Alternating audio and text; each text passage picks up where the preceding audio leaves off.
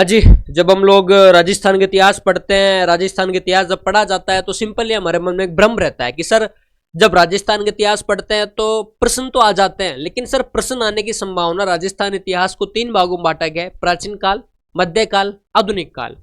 Sir जब हम लोग एग्जाम दे के आते हैं तो प्राचीन काल के भी हमको मिल जाते हैं प्रश्न। जब हम लोग आधुनिक काल का क्वेश्चन देखते हैं तो आधुनिक काल के जो टॉपिक है, 1857 क्रांति है, बिजोली आंदोलन है, प्रजामंडल है, एकीकरण है, अपने राजनीतिक संगठन है, अपने स्वतंत्रता सेनानी है। सर प्राचीन काल से भी हमको प्रश्न मिल जाते हैं, मध्यकाल से भी हमको प्रश्न मिल जाते हैं, लेकिन जब मध्यकाल जब पढ़ते हैं तो मध्यकाल से प्रश्न आने की संभावना कम बनती है। मतलब जब राजस्थान की मीडियल पढ़ी जाती है तो सर हमको ऐसा लगता है कि शायद वहां से प्रश्न आने की संभावना बहुत कम रहती है और क्वेश्चन नहीं आते। सर मीडियल पढ़नी चाहिए फिर नहीं पढ़नी चाहिए। फिर मुझे लगता है कि जो ऐसा सोचते हैं कि मीडियल से क्वेश्चन नहीं आते, मीडियल को पढ़ा जाना चाहिए फिर नहीं पढ़ा जाना चाहिए, मैं कहूंगा तुम लोगों ने अपने दिमाग में फालतू का जो भ्रम बिठा रखा है, इस भ्रम को तुम्हें दूर हटाने की आवश्यकता है। मुझे याद है जब आरएस के पेपर में चेक कर रहा था तो एक 2016 के अंदर आरएस प्री के अंदर एक क्वेश्चन पूछा गया था कि जहांगीर के महल कहाँ स्थित है। जहांगीर के महल कहाँ स्थित है, और जहांगीर का जो महल है पुष्कर जिले के अंदर स्थित है, पुष्कर में स्थित है। अब ये क्वेश्चन मिडिवल का भी है, कल्चर का भी है। आप कहोगे सर मिडिवल का कैसे, कला संस्कृति का कैसे? सिंपल सी बात है, आप जब महल पढ़ोगे कला संस्कृति के अंदर तब महलों के अंदर एक क्वेश्चन आता है कि जहांगीर ने महल कब बनवाए थे? पुष्कर जिले के अंदर। जब आप मिडिवल के अंदर मैं आपको अमर सिंह पढ़ाऊंगा तब आप अमर सिंह और जहांगीर के बीच में 5 फरवरी 1615 को मुगल मेवाड़ संधि हुई थी। उस मुगल मेवाड़ संधि की जानकारी का जो पहला स्रोत था वो यही था कि जहांगीर के जो पुष्कर महल के अभिलेख हैं 1615 ईस्वी के, वो हमको ऐसी जानकारी देते हैं कि अमर सिंह और जहांगीर के बीच में एक संधि हुई थी और उस संधि को मुगल मेवाड़ संधि नाम दिया गया था। तो मिडिवल और कल्चर दोनों कनेक्ट होती हैं, इसलिए मिडिवल छोड़नी नहीं चाहिए। अभी आरएस के अंदर 3 क्वेश्चन तो मिडिवल से पूछे हैं, तो आरपीएससी कब अपना पैटर्न चेंज करके किस टॉपिक से अधिक क्वेश्चन पूछ ले कोई पता नहीं है। अच्छा विद्यार्थी वो नहीं होता जो टॉपिक छोड़ के पढ़ाई करे, अच्छा विद्यार्थी वो होता है जो सारे टॉपिक सिलेबस को गोट के पी जाए। तो मैं तो कहता हूं एक टॉपिक मत छोड़ना, सिंगल टॉपिक नहीं छोड़ना चाहिए।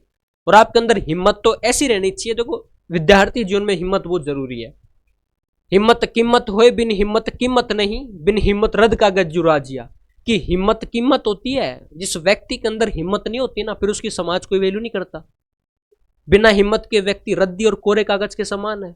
इसलिए हिम्मत अति आवश्यक है। आपके अंदर 1000 लोगों के बीच में खड़े होकर छाती ठोक के बोलने की अगर हिम्मत है तो मैं कहता हूं आप जीवन में कुछ भी कर सकते हैं। तो अपने तो बात मिडिवल की आ रही थी, वहां स्टार्ट करते हैं। आज हम लोग राजस्थान का इतिहास शुरू करेंगे। जब हिस्ट्री हम लोग शुरू करते हैं तो सिंपली हमारे मन में आता है कि सर राजस्थान के इतिहास को कितने भागों में बांटा गया है। राजस्थान का जो इतिहास है इसको सिंपली कितने भागों में बांटा गया है। सिंपली हम लोग इसको 3 भागों में डिवाइडेशन करके पढ़ते हैं। एक अपने आ जाता है प्राचीन काल, एक अपने आ जाता है प्राचीन काल, और एक अपने आ जाता है मध्यकाल। एक कौन सा आ जाता है भाई अपने? मध्यकाल। और एक अपने आ जाता है आधुनिक काल।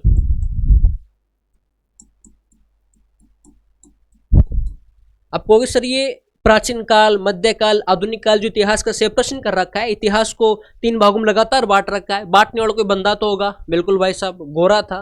गोरे मतलब अंग्रेज, एक मील नाम का इतिहासकार था। इतिहासकार मील कह के जाता है कि जब मैंने तुम्हारे भारत के इतिहास पढ़ा, देखा, सुना, कहानियां सुनी, किताबें पढ़ी तो मुझे पता लगा कि यार साउथ के अंदर तुम्हारे कर्नाटक, तेलंगाना, आंध्र प्रदेश, तमिलनाडु, वहां पर जो मंदिर है बहुत प्राचीन काल के मंदिर है। उसके बाद मैं और आया तुम्हारे यूपी साइड, एमपी साइड, तो मुझे पता लगा वहां से तुम्हें कुछ युद्ध के अवशेष प्राप्त हुए। उसके बाद और हिस्ट्री पढ़ी तो बाद में अंग्रेज आ गए। जब हिंदुओं का राज था उसको कहा गया अपने प्राचीन काल।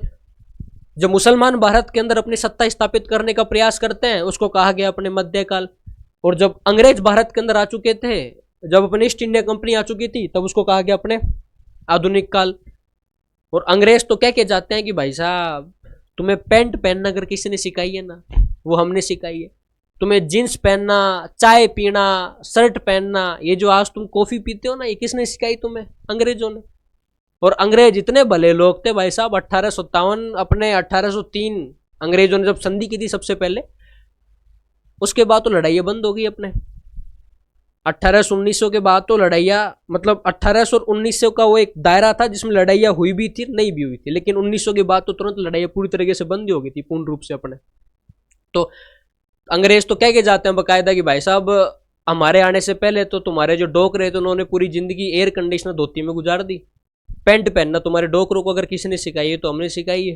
पर आजकल तो गांव के डोकरे भी एक नंबर के राम है भाई साहब, कम थोड़ी डोकरे गांव के। पैंट नहीं धोती पहनेंगे हम तो, पर आजकल थोड़े डोकरे भी आधुनिक होते जा रहे हैं ना पीढ़ी को देखते हुए, तो वो भी आजकल धोती पहन के अपना जीवन गुजार रहे हैं।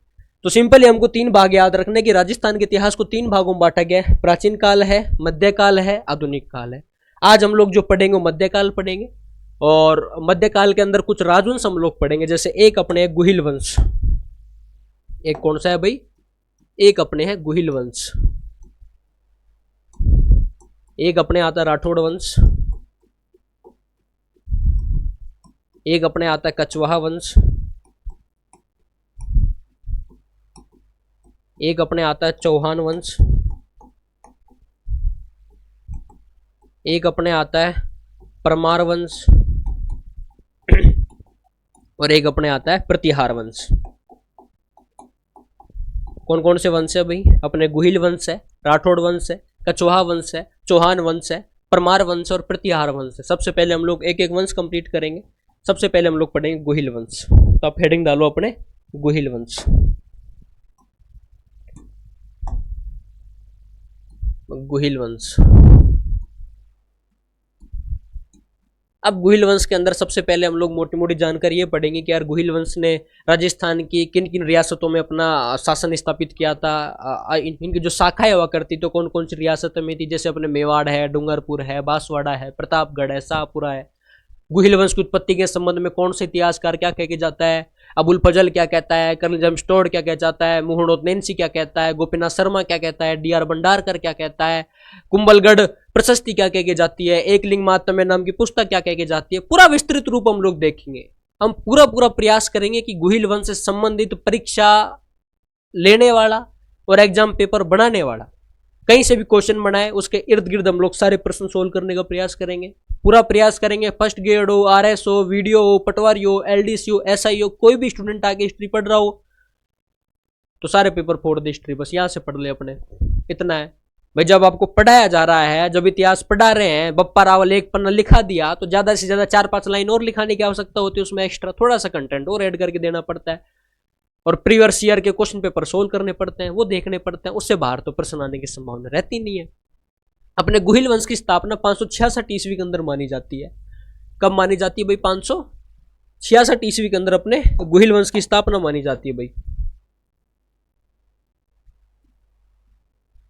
566 ईस्वी के अंदर अपने गुहिल वंश की स्थापना मानी जाती है, और एक गुहिल नाम का कोई व्यक्ति है, उस गुहिल नाम का व्यक्ति ने 566 ईस्वी के अंदर अपने गुहिल वंश की स्थापना की थी।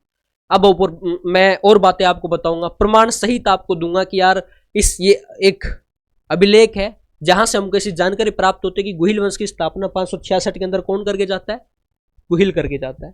अपने उदयपुर के अंदर एक स्थान पड़ता है, सामोली नामक स्थान। कौन सा स्थान है भाई, सामोली। यहां से एक अभिलेख मिलता है। अब फिर मैं आपको बताता हूं कि कोई भी अभिलेख अगर उदयपुर से प्राप्त हो रहा है तो उसका नाम हम लोग दे देंगे उदयपुर अभिलेख। सामोली से एक अभिलेख प्राप्त हुआ था, इसलिए हम लोगों ने क्या नाम दे दिया, सामोली अभिलेख। इसको हम लोग क्या बोलेंगे, अपने सामोली अभिलेख। यह अभिलेख 646 ईस्वी का है। अब आप कहोगे सर पहले तो आप ये बताओ, गुहिल वंश की स्थापना 566 के अंदर मानी जाती है, आपके पास में क्या प्रमाण है। सामोली अभिलेख 646 ईस्वी का है, आपके पास में क्या प्रमाण है। अभिलेख का मतलब तो जानते हो ना सारे के सारे। अभिलेख का मतलब होता है अपने की एक सपाट पत्थर है, उसके ऊपर 2-4 बातें लिख रखी हैं, उसको हम लोग बोलते हैं अभिलेख। शिलालेख का मतलब होता है स्तंभ है, कोई सपोज करो ये एक स्तंभ है, दीवार है, इस दीवार के ऊपर 4-5 बातें लिख रखी इतिहास की, इसको मैं बोल दूंगा स्तंभ लेख, शिलालेख। और प्रशस्ति का मतलब होता है प्रशंसा, जिसमें राजा की तारीफ कर रखी होती है।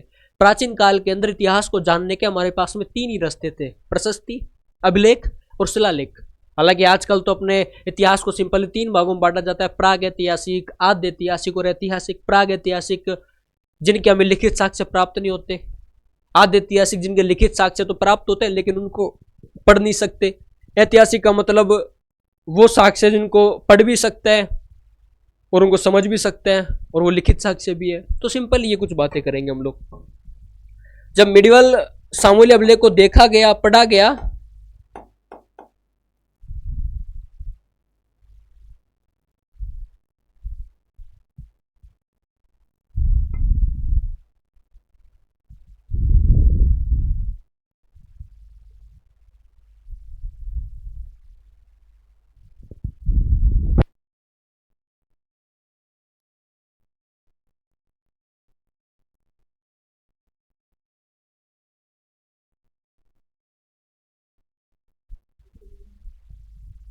जब सामूल्य अभिलेख को पढ़ते हैं कि यार सामूल्य अभिलेख 646 ईस्वी का है, जब इस अभिलेख को देखा गया, इसको पढ़ा गया, तो ऐसी जानकारी हमको प्राप्त होती है कि यार इस अभिलेख के अंदर 5 राजाओं की जानकारी मिलती है। वो 5 राजा कौन कौन से देखते हैं भाई।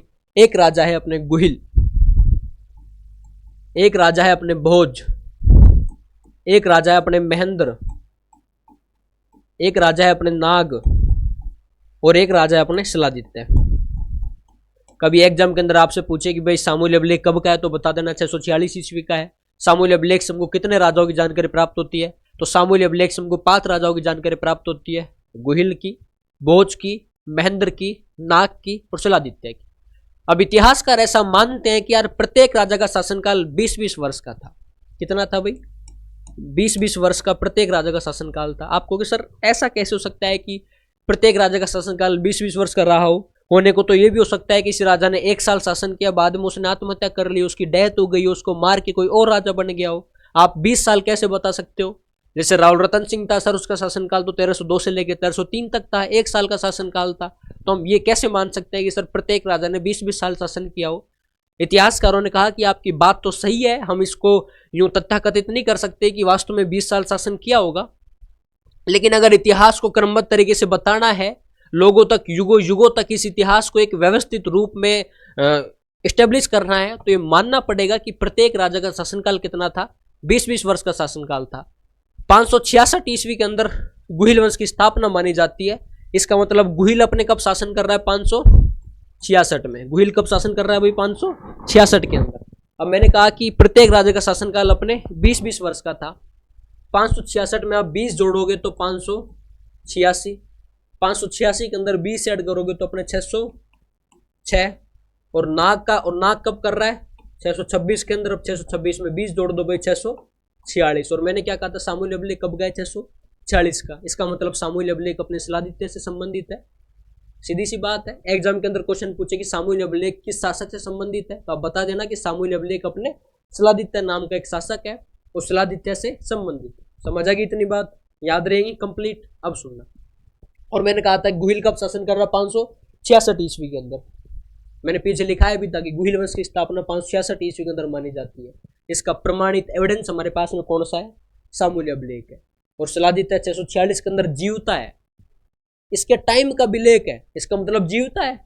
सिंपल सी बात है। अब और आप बात सुनना। अपने सबसे पहले, हालांकि अब तो कहते हैं कि भाई जाना पूछे बैलगाड़ी, वहां पूछे मारवाड़ी, सबसे बड़े को व्यापारी माने जाते हो, मारवाड़ी माने जाते हैं। लेकिन पहले प्राचीन काल के अंदर, ये बात तो मध्य काल की है, प्राचीन काल के अंदर अपने राजस्थान में सबसे बड़े को व्यापारी माना जाता था, वो सरोई के माने जाते थे। सरोई के अंदर एक स्थान पड़ता है बसंतगढ़, सरोई के अंदर एक स्थान पड़ता है, उस स्थान का नाम क्या है भाई, उस स्थान का नाम है अपने बसंतगढ़। बसंतगढ़ के जो व्यापारी थे, बड़े प्रसिद्ध व्यापारी थे, मतलब आसपास के गांवों के अंदर, आसपास के क्षेत्रों में इनके चर्चे थे कि भाई साहब बसंतगढ़ का व्यापारी घना मतलब तगड़ा व्यापारी है, पीसोटा को गणो है, सोना चांदी खूब है, गहना जेवरात खूब रखे है भाई। किसी को कर्जा लेना होता, पैसे चाहिए, अरे वो बसंतगढ़ के व्यापारी है ना, वहां चल जा, वो पैसे दे देंगे। किसी की बेटी की शादी करनी है, अरे बसंतगढ़ के सेठ के पास चल जा, वो दे देंगे। तो बसंतगढ़ के व्यापारी अपने प्राचीन काल के अंदर खूब फेमस थे, खूब वो थे प्रसिद्ध। पता नहीं इनके प्राचीन काल के टाइम पे से क्या जची, यार अपन को अपना जो व्यापार है उदयपुर लेके जाना चाहिए। कहाँ लेके जाना चाहिए, उदयपुर लेके जाना चाहिए। अब कहा कि यार उदयपुर क्यों, अब जब कोई व्यापारी अपने व्यापार को एक स्थान से दूसरे स्थान पर भेज रहा है, तो इसका सिंपल से 2 रीजन हो सकते हैं। पहली बात तो ये कि वहां पर क्या पता इस टाइम व्यापार बहुत अच्छा चल रहा हो, इसलिए वो व्यापारी अपने व्यापार को यहां से वहां विस्थापित करने की सोचेगा। दूसरा कारण ये हो सकता है, क्या पता उस व्यापारी को ऐसा लगता है कि वहां पर भविष्य में दाम बढ़ सकती है। 2 कारण हो सकते हैं मुख्य। मैं कहूँ कि भाई मेरी कोई लाइब्रेरी है और मैं इस लाइब्रेरी को यहां से दूसरे गांव में भेजना चाहता हूं, तो 2 रीजन हो सकते हैं कि या तो इस टाइम वहां पर विद्यार्थियों की संख्या अधिक है, वहां पर लाइब्रेरी की डिमांड अधिक है, या फिर आने वाले टाइम में वहां पर लाइब्रेरी डिमांड अधिक होगी। तो 2 रीजन मुख्य हो सकते हैं। तो उदयपुर के अंदर एक सामूली नाम का गांव पड़ता है, और सामूली के अंदर ये व्यापारी यहाँ पर आते हैं, और व्यापारी लिख के जाते हैं कि हमको यहाँ से एक जावर नाम का स्थान पड़ता है, यहाँ से खनन उद्योग की जानकारी प्राप्त होती है, खनन प्राप्त हुआ था। ये तो हिस्ट्री है। मैं कहता हूँ आप जब राजस्थान ज्योग्राफी पढ़ो तो राजस्थान ज्योग्राफी के अंदर पढ़ना है कि जावर से हमको सोना चांदी प्राप्त होता है। मैं बात कब की कर रहा हूँ, सामूल्य अभिलेख कब का है, 646 का। और 2025 की बात चल रही है। इसका मतलब अब तक 2646 से लेके 2024 तक अब भी वहां पर सोना चांदी मिल रहा है। इसका मतलब वास्तव में खनन है। तो सामूल्य अभिलेख हमको खनन उद्योग की जानकारी प्राप्त होती है। और ये जो अपने बसंतगढ़ के व्यापारी थे, ये सामूली नामक गांव के अंदर एक जावर माता का मंदिर बना के जाते हैं। जावर माता का मंदिर बना के जाते हैं। कौन सा मंदिर बना के जाते हैं भाई? जावर माता का मंदिर बना के जाते हैं। तो यहां से दो चार चीजें हमको प्राप्त होती हैं। पहली बात तो मैंने आपको बताया कि भाई गुहिल वंश के बारे में मैंने कहा कि गुहिल वंश की स्थापना कब मानी जाती है? अपने 566 ईस्वी के अंदर मानी जाती है। फिर मैंने आपको बताया कि सामूल्य अभिलेख है जो 646 ईस्वी का है। ये सामूल्य अभिलेख से हमको 5 राजाओं की जानकारी प्राप्त होती है। गुहिल है, भोज है, महेंद्र है, नाग है, चलादित्य है। गुहिल अपने 566 के अंदर शासन कर रहा है, भोज अपने 586 में शासन कर रहा है, महेंद्र अपने 606 में शासन कर रहा है, और नाग अपने 626 में शासन कर रहा है, और चलादित्य अपने 646 के अंदर शासन कर रहा है। फिर मैंने आपको लिखा है कि भाई अपने बसंतगढ़ के व्यापारी बहुत फेमस थे। तो सामूल्य अभिलेख से हमको मुख्य 2 जानकारी प्राप्त होती है। अब सुनना भाई, दो जानकारी कौन कौन सी है। सामूल्य अभिलेख में आपको पूरा ही बता देता हूं एक बार, क्योंकि एग्जाम के अंदर पूछा हुआ अभिलेख है सामूल्य अभिलेख। अभिलेख कब का है आपको पता होगा? 646 ईस्वी में स्थापित किया गया। 646 ईस्वी में स्थापित किया गया। जानकारी कौन कौन सी प्राप्त होती है? एग्जाम के अंदर कभी कभी जानकारी पूछ ली जाती है कि भाई सामूल्य अभिलेख से हमको कौन कौन सी जानकारी प्राप्त होती है। तो पहली जानकारी तो हमको ये प्राप्त हुई कि भाई यहां से खनन उद्योग की जानकारी प्राप्त होती है। खनन उद्योग कहां से? जावर से। सामूल्य अभिलेख के अनुसार हमको जावर से खनन उद्योग प्राप्त होता है। उसके बाद दूसरी जानकारी हमको यहां से ये प्राप्त होती है कि भाई जावर माता का एक मंदिर प्राप्त होता है। जावर माता का मंदिर प्राप्त होता है। तो 2 बातें हम लोगों ने पढ़ी कि सामूल्य अभिलेख तो एक तो अपने 646 ईस्वी का है, यहां से हमको जावर माता का एक मंदिर प्राप्त होता है, और जावर से खनन उद्योग की जानकारी हमको प्राप्त होती है। अब कुछ और बातें आप सुनना। अब ये सिंपल जो गुहिल के बारे में जो बातें करनी थी हम लोगों ने कर ली। कहते हैं कि गुहिल सूर्यवंशी हिंदू थे। गुहिल कौन से हिंदू थे भाई? गुहिल अपने सूर्यवंशी हिंदू थे। आप कहोगे सर सूर्यवंशी हिंदू कैसे? मैं तो कहता हूं आप कभी दिवाली की छुट्टी में, हालांकि अब दिवाली तो गई, अब सकरात भी गई, अब होली आ रही है। आप जब होली की छुट्टियों में गांव जाओ तो गांव जाके दादा के पास बैठना। जब गांव जाओ तो शाम को बड़े बूढ़ों के पास में बैठा करो। मेरे को तो याद है, मैं जब भी गांव जाता हूँ तो बड़े बूढ़ों के पास 1-1.5 घंटा बिताता हूँ। वो 4-5 लखन की बात करते हैं, 4-5 लखन की बात सीखने को मिलती है। नया शहर के अंदर थड़ियों पे तो गप्पे सप्पे फालतू की बकवास होती है और कुछ है नहीं अपने। आजकल सोशल मीडिया पे कोई वेद पुराणों की बातें तो होती नहीं है, फालतू बातें होती है। तो जब बैठो तो अपने से बड़े लोगों के बीच में बैठा करो, ताकि 2-4 अच्छी बातें सीखने को मिलेंगी। जब आप 20 साल के और आप 30 साल के व्यक्ति के पास बैठते हो तो आने वाले 10 साल का अनुभव आपको बता देता है, ताकि आपका आने वाला जीवन बहुत एक व्यवस्थित ढंग से गुजरता है। जब दादा के पास आप बैठो, दादा से पूछना कि दादा हम कौन से हिंदू है, तो दादा कहेंगे कि या तो सूर्यवंशी हिंदू है, हम चंद्रवंशी हिंदू है, हम अग्निवंशी है। और चलो दादा की बात तो छोड़ो, आपको और भी समझ नहीं आए तो आप कभी मार्केट में बाहर निकलो सब्जी वब्जी लेने के लिए रूम से, तो किसी ट्रक के पीछे, बोलेरो के पीछे, गाड़ियों के पीछे लिखा हुआ मिल जाता है कि जब तक सूरज चांद रहेगा हिंदू तेरा नाम रहेगा। जब तक सूरज चांद रहेगा। हम कब से हैं? जब से सूरज चांद थे। और हम कब तक रहेंगे? जब तक सूरज चांद रहेगा। पर सर हम ऐसी बातें थोड़ी पढ़ती हैं कि सर हमारा ध्यान ऐसी बातों पे नहीं जाता जहां कि भाई जब तक सूरज चांद रहेगा हिंदू तेरा नाम रहेगा। हमको तो सर ऐसी बातें लिखी मिलती है कि हंस मत पगली वरना प्यार हो जाएगा, बुरी नजर वाले तेरा मुंह काला, अरे देखने वाले तुझे पढ़ने के लिए यही मिला। और रियलिटी है, मैं जब क्लास के अंदर पूछता हूं कि भाई किस किस ने ये देखा कि जब तक सूरज चांद रहेगा हिंदू तेरा नाम रहेगा, तो हाथ खड़ा होता है 1 या 2। और जब मैं कहता हूं कि ये कितने लोगों ने देखा कि हंस मत पगली वरना प्यार हो जाएगा, सर मैंने देखा, सर मैंने देखा, कम से कम 100 हाथ खड़े हो जाते हैं। तो हमारा दिमाग नेगेटिव चीजों को बहुत जल्दी पकड़ लेता है। तो देखा करो, अच्छी चीजें देखा करो कहीं जाओ तब। तुम्हें हमेशा ही ये इश्क मोहब्बत में गम रहते हो, तुम खोए रहते हो। तो पहली बात तो हमको याद रखनी है कि भाई गुहिल अपने कौन से हिंदू है भाई? गुहिल अपने सूर्यवंशी हिंदू है। कहते हैं कि गुहिल वंश की 24 शाखाएं थी। कितनी शाखाएं थी भाई? अपने गुहिल वंश की 24 शाखाएं थी। गुहिल वंश की कितनी शाखाएं थी भाई? अपने गुहिल वंश की 24 शाखाएं थी। अब राजस्थान के अंदर कौन कौन सी रियासतें ऐसी हैं जहां पर गुहिल वंश ने अपना राज्य स्थापित किया था? एक तो अपने मेवाड़ में गुहिल वंश का शासन था, एक अपने डूंगरपुर में गुहिल वंश का शासन था, एक अपने बांसवाड़ा में गुहिल वंश का शासन था, एक अपने प्रतापगढ़ में गुहिल वंश का शासन था, एक अपने शाहपुरा में गुहिल वंश का शासन था। मेवाड़, डूंगरपुर, बांसवाड़ा, प्रतापगढ़, शाहपुरा, ये वो रियासतें हैं जहां पर अपने गुहिल वंश ने शासन किया था। तो कुछ इंपॉर्टेंट जो बातें आपको याद रखनी है, देखो भाई जितना आप रिवाइज करोगे चीजें आपकी उतने अच्छे से दिमाग में बैठ पाएंगी। मैंने कहा कि भाई सामूल्य अभिलेख अपने 646 ईस्वी का है। इस अभिलेख से हमको दो जानकारी प्राप्त होती है। पहली जानकारी तो ये प्राप्त होती है कि जावर से खनन उद्योग प्राप्त हुआ था और जावर के अंदर एक मंदिर प्राप्त होता है। कभी एग्जाम के अंदर प्रश्न पूछ लिया जाए कि जावर से खनन उद्योग की जानकारी प्राप्त होती है, यह जानकारी कौन सा अभिलेख देता है, आप याद रखना सामूल्य अभिलेख देके जाता है। जावर से हमको जावर माता के मंदिर की जानकारी प्राप्त होती है, यह जानकारी कौन सा अभिलेख देके जाता है, तो यह जानकारी अपने सामूल्य अभिलेख देके जाता है। याद रहेंगी बातें। उसके बाद मैंने कहा कि भाई गुहिल अपने सूर्यवंशी हिंदू थे। कभी एग्जाम के अंदर आपसे पूछ लिया जाए कि गुहिल कौन से हिंदू हैं, तो कम से कम याद तो रहेगा गुहिल अपने सूर्यवंशी हिंदू थे। गुहिल वंश की 24 शाखाएं थी। कितनी शाखाएं थी भाई? गुहिल वंश की 24 शाखाएं थी। और राजस्थान के अंदर अपने मेवाड़, डूंगरपुर, बांसवाड़ा, प्रतापगढ़, शाहपुरा, ये तो वो रियासतें हैं जिनमें राजस्थान ने रियासतों का शासन हुआ था ना। मतलब जहां राजस्थान के अंदर गुहिल वंश का जहां जहां राज था वो अपने सिंपल ये रियासतें हैं। मेवाड़ है, डूंगरपुर है, बांसवाड़ा है, प्रतापगढ़ है, शाहपुरा है। अब हम लोग ये पढ़ते हैं कि सर गुहिल वंश की शाखाएं कौन कौन सी है। भाई शाखाओं से हमेशा हर बार कोई ना कोई प्रश्न पूछ लिया जाता है, तो सिंपली हमको गुहिल वंश की शाखाएं भी आनी चाहिए। तो सबसे पहले आप हेडिंग डालो अपने गुहिल वंश की शाखाएं।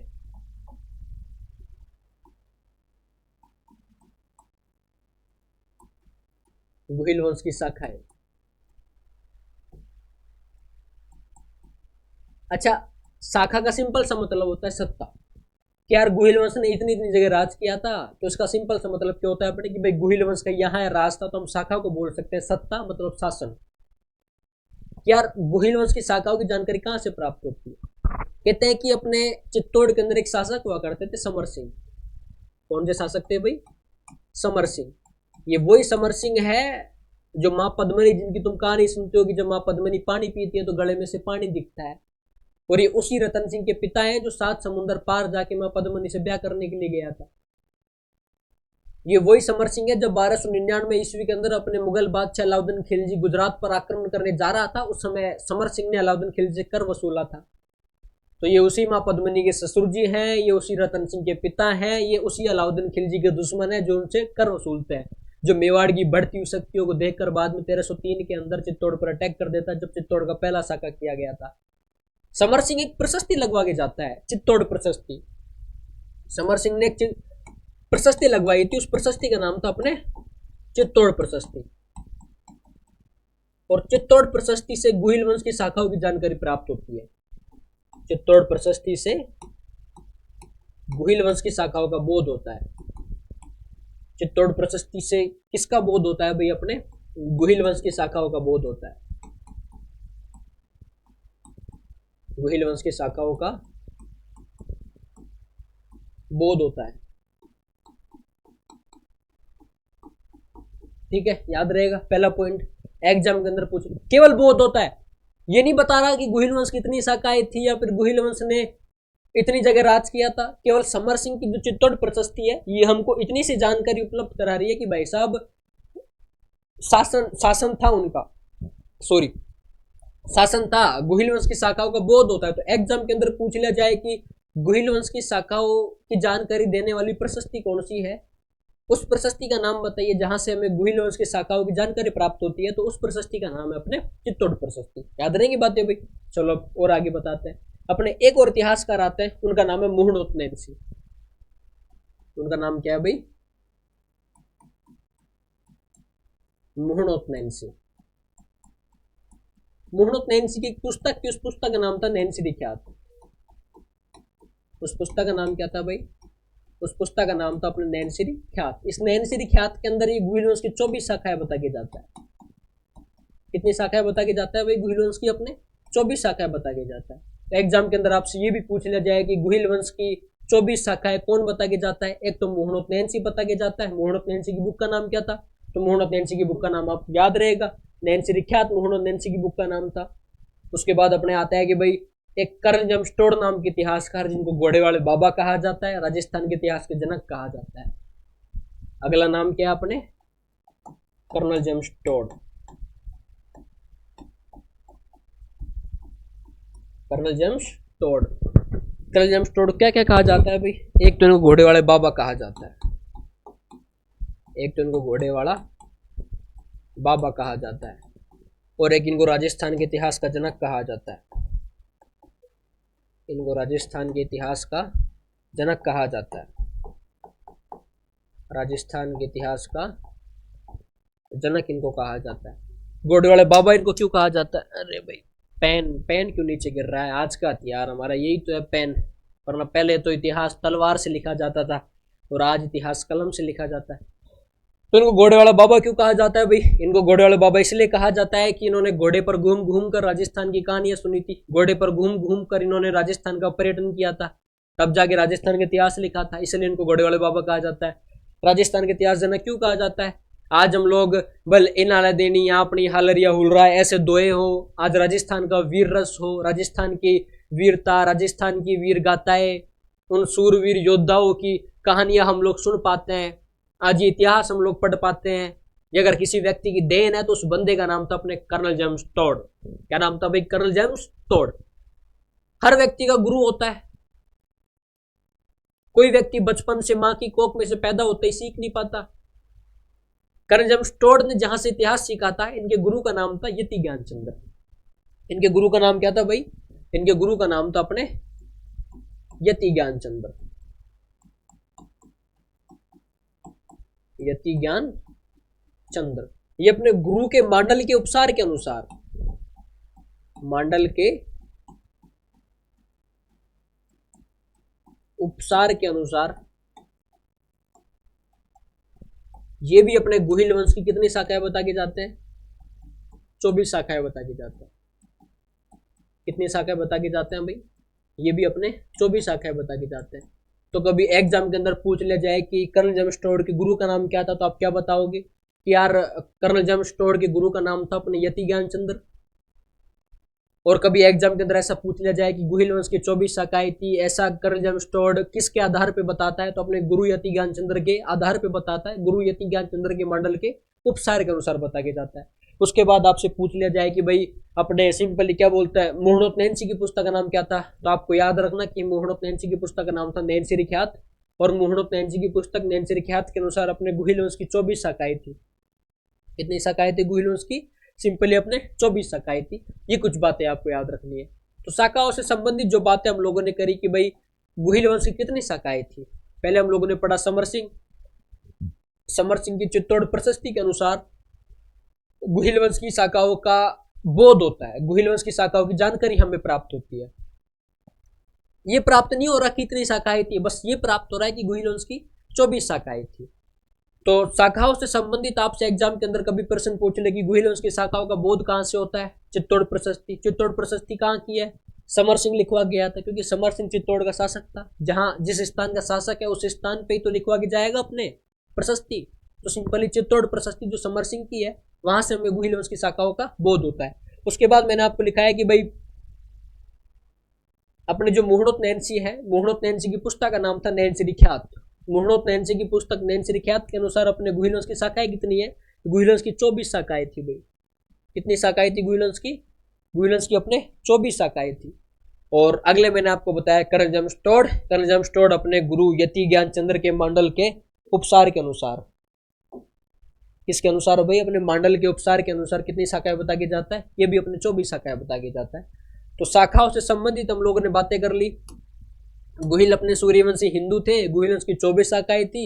और राजस्थान के अंदर मेवाड़, डूंगरपुर, बांसवाड़ा, प्रतापगढ़, शाहपुरा, यहाँ अपने गुहिल वंश ने शासन स्थापित किया था। ये कुछ बातें मैंने आपको बता दी। फिर हम लोगों ने सामूल्य अभिलेख पढ़ लिया कि भाई सामूल्य अभिलेख अपने 646 ईस्वी का है। और इसकी जानकारी हम लोगों ने पढ़ा कि सामूल्य अभिलेख से एक तो जावर के अंदर खनन उद्योग प्राप्त होता है। ये जानकारी कौन देता है? सामूल्य अभिलेख देता है। उसके बाद मैंने कहा कि जावर से हमको जावर माता का मंदिर प्राप्त होता है। ये जानकारी कौन देता है? ये जानकारी भी अपने सामूल्य अभिलेख देके जाता है। तो सिंपल ये मोटी मोटी जानकारी हम लोगों ने पढ़ी। अब हम लोग पढ़ेंगे गुहिल वंश की उत्पत्ति। तो आप हेडिंग डालें गुहिल वंश की उत्पत्ति।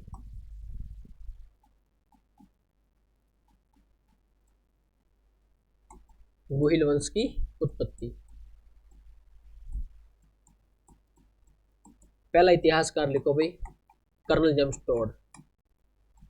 Colonel James Tod. टोड से पूछा गया कि यार टोड, एक तो तू बात छोड़, पहले तो तूने कहा कि गुहिल वंश की 24 शाखाएं थी। बोला हाँ, तो बताइए, मैंने मेरे गुरु से हिस्ट्री पढ़ी है, मैंने मेरे गुरु का इतिहास पढ़ा है मैंने। और कहते हैं कि भाई चेला हमेशा गुरु से आगे जाता है। तो यति ज्ञान चंद्र को तो इतना लोग नहीं जान पाए, लेकिन कर्नल जेम्स टोड अपने पूरी दुनिया के अंदर फेमस हो गया अपने इतिहास को दिखाने के बाद में। तो टोड को कहा गया कि यार टोड, एक काम कर दे, तो बस इतना बता दे कि गुहिल वंश की उत्पत्ति के बारे में लिख के चल जाए, ताकि जो गुहिल वंश के लोग हैं, इनके पूर्वजों को, इनकी आने वाली पीढ़ी को खुद पे गौरवान्वित फील हो पाएगा, इनको गौरवान्वित महसूस हो पाएगा। ये अपने बड़कों से, अपने इतिहास से, अपनी परंपराओं से, अपनी भाषा से, अपनी संस्कृति से, अपने बड़कों के संस्कारों से कुछ ना कुछ सीख पाएंगे, कुछ ना कुछ सीखने का मौका इनको मिल पाएगा। तो टोड ने कहा ठीक है भाई। तो टोड ऐसे बता के जाता है, गुहिल वंश की उत्पत्ति के संबंध में कुछ कथन कह के जाता है। अपने गुजरात के अंदर एक स्थान पड़ता है वल्लभी। गुजरात के अंदर एक स्थान पड़ता है वल्लभी। स्थान याद रखना भी है ना, कहां पड़ता है। इस वल्लभी के एक शासक हुआ करते हैं, शासक का नाम था सलादित्य, जो हम लोगों ने अभी पढ़ा था। और सलादित्य की पत्नी थी, सलादित्य की पत्नी का नाम था पुष्पावती। क्या नाम था भाई? पुष्पावती। सपोज करो ये अपने मेवाड़ है, ये गुजरात है। मेवाड़ से जो माँ पुष्पावती थी, अपने मेवाड़ के अंदर एक माँ अम्बे का मंदिर था। किसका मंदिर था भाई? माँ अम्बे का मंदिर था। और माँ पुष्पावती डेली अपने माँ अम्बे के मंदिर में पूजा करने के लिए आया करती। ये टाइम पीरियड मैं आपको बता रहा हूँ, मिनिमम 524 ईस्वी का। हालांकि अलग अलग इतिहासकार कह के जाते हैं, लेकिन कर्नल जेम्स टोड कहते हैं ये 524 ईस्वी घटना है। कहते हैं कि माँ पुष्पावती डेली उस माँ अम्बे के मंदिर में पूजा करने के लिए जाया करती। एक दिन बहुत दुखद समय था, बुरा भाग्य मानो तुम, कि माँ पुष्पावती तो माँ अम्बे के मंदिर में पूजा करने आ गई, और अचानक से पीछे से विदेशी आक्रमणकारियों ने गुजरात के ऊपर अटैक कर दिया, हमला बोल दिया। और सलादित्य, महाराज सलादित्य लड़ते लड़ते वीर गति को प्राप्त हो गए, वहीं शहीद हो गए। जितनी रानियां थी सारी रानियां सती हो गई। सारे सैनिक लड़ते लड़ते, सैनिक सारे के सारे लड़ते लड़ते वीर गति को प्राप्त हो गए। जो पंडित, उस मंदिर का जो पुजारी था, उसको ऐसा पता लगा कि यार महाराज सलादित्य की पत्नी तो यहाँ पर अपने पूजा करने के लिए आई हुई है, और महाराज सलादित्य वहां लड़ते लड़ते वीर गति को प्राप्त हो गए। जब माँ पुष्पावती अपने मंदिर से पूजा करके पुनः अपने घर की ओर प्रस्थान कर रही थी, तब पंडित ने माँ पुष्पावती को बीच रास्ते में रोका और रोक के कहा कि माँ पुष्पावती, अगर आपको मेरी बात का बुरा ना लगे तो मैं आपको एक बात कहूं। माँ पुष्पावती ने कहा हाँ जी पंडित जी बताओ क्या बात है। बोला बात ऐसी है कि आप तो यहाँ पूजा करने के लिए आ गई, अचानक से विदेशी आक्रमणकारियों ने अचानक से हमला बोल दिया, और आपके पति सलादित्य लड़ते लड़ते वीर गति को प्राप्त हो चुके हैं, सारी रानियां सती हो चुके हैं, सारे सैनिक मारे गए लड़ते लड़ते। माँ पुष्पावती ने कहा कि जब सारी रानियां सती हो चुकी हैं, मेरे पति लड़ते लड़ते वीर गति को प्राप्त हो चुके हैं, सारे सैनिक मर चुके हैं, जब पूरा महल, पूरा किला, पूरा गुजरात राख हो चुका है मर के, फिर इस मोह माया युक्त संसार में जीने का मेरा क्या ही फायदा। पंडित जी ने कहा कि वो तो आपकी बात बहुत अच्छी है कि जब आपके पति मर चुके हैं, सारी रानियां सती हो चुकी हैं, जब महल के अंदर कोई नहीं बचा, आपका पूरा परिवार जल के राख हो चुका है, तो आपका इस मोह माया युक्त संसार में जीने का क्या ही फायदा।